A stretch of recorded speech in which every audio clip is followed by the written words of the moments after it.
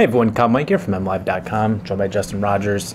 A big topic of conversation coming out of the Buccaneers win, Justin, was the use or lack thereof of Theo Riddick.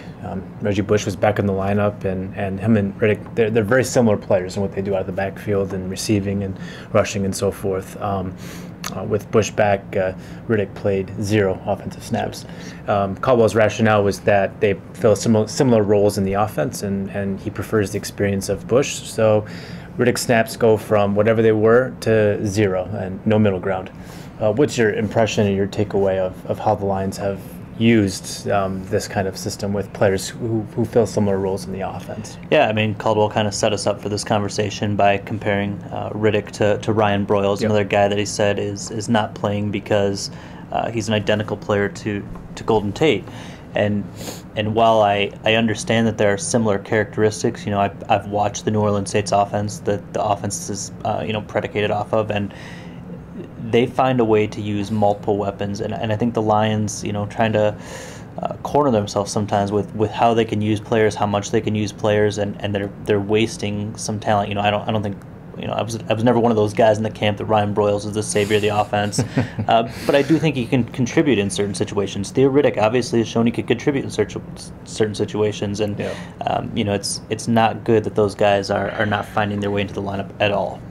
Yeah, I mean, I'm not sure how much Ryan Broyles gives you. That's the difference I see between him and Riddick, because we did see what he can give you. Riddick is a guy, he was fantastic out of the backfield against Minnesota, led the team in receiving against the Falcons. He caught the game winner against Miami. I mean, he's had some really good moments, some real impact plays, and I know that he's not a great rusher at this point in his career, but he gives you some things out of the backfield in terms of a pass catcher, and you bring back a different guy into the fold. I'm not sure why his snaps have to go from 15 or 20 or whatever to 0. Why is there no middle ground? And that's what I want to know, is a guy who has had so much impact on 3 or 4 games this year, why he can't have any kind of role.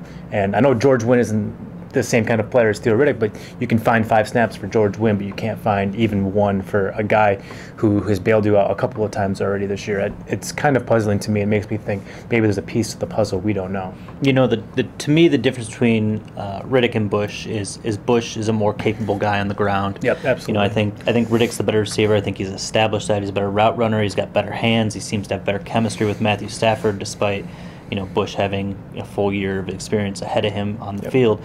But I feel when Riddick's out there, he has carried the ball several times this year, but he's averaging like 2.5 yards per carry. You kind of tip your hand on what kind of plays you can run with Riddick on the field, which is why I like more of those 2-back sets, with Riddick and Bush or Riddick and Bell, that really get the defense thinking about what you potentially can do. Yeah.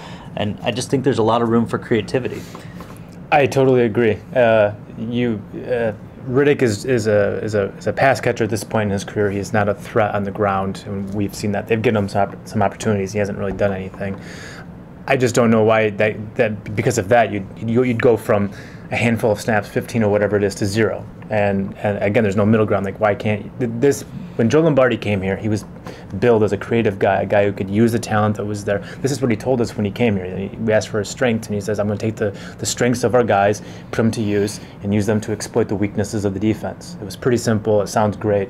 But you have a guy who has a really nice skill set. I think back to that catch he made in against Atlanta on that final series. I mean, just stretching out, fully extended, one hand, hauls it in, sets up the game-winning field goal. And then the next game against Miami, hauls in that touchdown pass from Matthew Stafford to win the game behind a defender. Like, it was a difficult play, a difficult catch, and he hauled it in.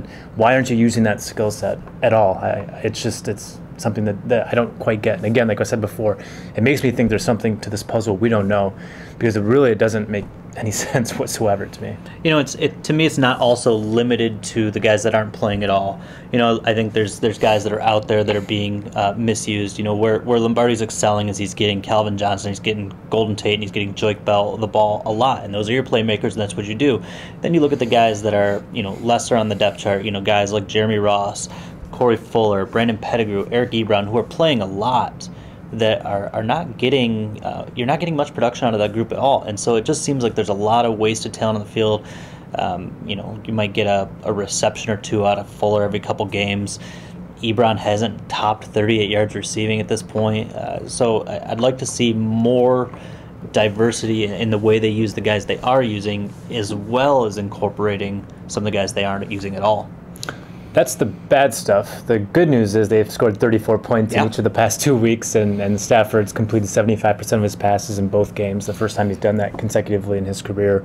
Calvin Johnson going over 300 yards the past 2 weeks. And there's a lot of things going right Absolutely. now. It's just when you look forward into the rest of the season and the postseason, this team has bigger aspirations than beating a 2-10 Buccaneers team. And if you really are serious about winning the North or advancing in the playoffs, you need to put your weapons on the field. That's the point we're trying to make. Yeah, you look no further than the two losses, the Arizona loss and the New England loss. And when you take away Tate and Johnson, which is a tough task, but some teams can do it, you have to have a more diverse offensive plan. And so that's where you'd like to see the Lions develop. I did talk to Reggie after the game, and he mentioned that his ankle is just a little bit nicked up coming out of that game. I'm sure fans are exasperated to hear that, given how much he's struggled with that ankle over the past 2 months. But given that, you may see more Riddick this week. We'll see. We'll be all over it. Just for Justin Rogers, I'm Kyle Meinke. We are MLive. Keep it right here.